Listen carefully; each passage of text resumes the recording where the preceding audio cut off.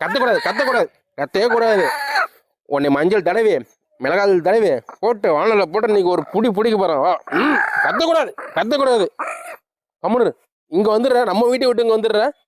நம்ம வீட்டு இடம் இல்ல.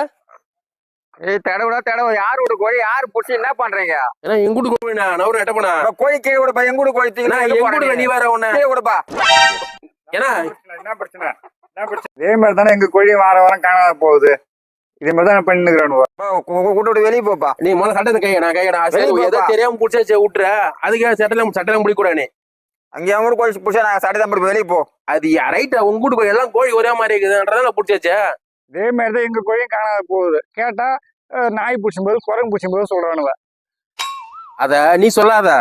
நாய் பிடிச்சும் போது பூனை பிடிச்சும் போது அதை நீ சொல்லக்கூடாது. போன வாரம் அருண் வீட்டு கோழி மேய்ஞ்சது இல்ல, அதுல 2 குஞ்சு நீ ஏன் பிடிச்சப்ப? என் கோழி தான் பிடிச்சி நான் சாப்பிட்றேன். அதனால யாரு என்ன சொல்ல போறாங்க? மேடுது கோழி என் கோழி. கோழி பிடிக்கல, கோழி கூட குஞ்சு மேய்ஞ்சது இல்ல, கோழி குஞ்சு அந்த 2 குஞ்சு ஏன் பிடிச்சாப்பா? டாக்டர் நான் உனக்கு கோழி குஞ்சு நினைச்சு சாப்பிட சொன்னாரு. நீ ஏன் கோழி குஞ்சு பிடிச்ச? கோழி டாக்டர் வந்து கோழி சூப்பு சாப்பிட சொன்னாரு. அதனால கோழி என் கோழியை பிடிச்சி அடிச்சு சூப் வச்சு சாப்பிட்டேன். அதனால என்ன நீ அதுக்கு நீ கோழியை பிடிச்சிருக்கணும். அதுக்கு ஏன் குஞ்சியை பிடிச்சி சூப் வச்சு சாப்பிட்ட? அது தப்பு தானே அது. ஆனா உங்க வீட்டு கோழி அப்படியே இருக்கணும் உனக்கு. இப்போ வந்து இங்க வந்து நீ என்ன சப்போர்ட் பண்றியா? நீ கோழி இப்படிதான் வந்துக்கிற, எனக்கு தெரியும், வேலையை பாரு. இவன் வேற இவரு எதற்கு வேற சொல்லி நிற்கிற கோழி பிடிக்கிறதுலாம். 2 பேரும் திட்டு பசங்க தானே நீங்க?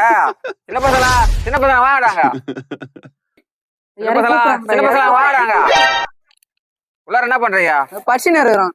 கோழி புடிச்சுட்டு போறாங்க, என்ன பண்ணிக்கிறீங்க நீங்க? பாக்கவே இல்லை நாங்க. எல்லாம் இவனால வந்தது. இவன் அவரு திட்டுற அளவுக்கு வச்சுக்கிறான். 2 பேருமே திட்டு பசங்க தானா? தம்பி கல் எடுப்பா. கலர்